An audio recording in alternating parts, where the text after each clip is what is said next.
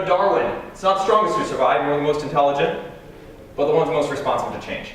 And so when you think about that, you think about what data analytics and all of this big data stuff and how it works and what it does and what's the purpose of it. Like, why even spend $1 on it, right? Unless you're going to get more than $1 in return. But it's this whole idea of, okay, can we use information to make decisions more effectively? Can we be smarter about it? We're going to talk about that within the context of mobile and specifically within the context of recruiting.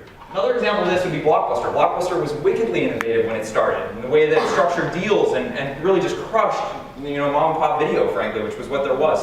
And then Netflix came around, and we know where that landed.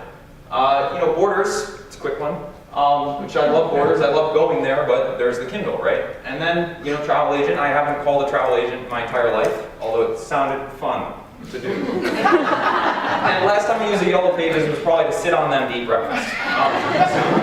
So we know where that went as well. So organizations must evolve to survive. It's just, you either build something and you wait for it to die and you wait for competitive pressures to come in, or you build something evergreen that's never going to die and you continuously improve it and continuously make it better.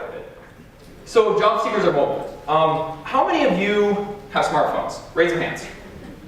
A lot of you. Okay, you overskew relative to index. And so how many of you have looked for a job on your mobile phone? Very few of you, just a couple of hands. Can you all please pass your smartphones to the front of the room and I'll give them back to you at a time and location of my choosing? Absolutely not. Right. Like, nobody would do that. That's the most ridiculous thing you can possibly imagine. The notion of that would make me want to punch someone.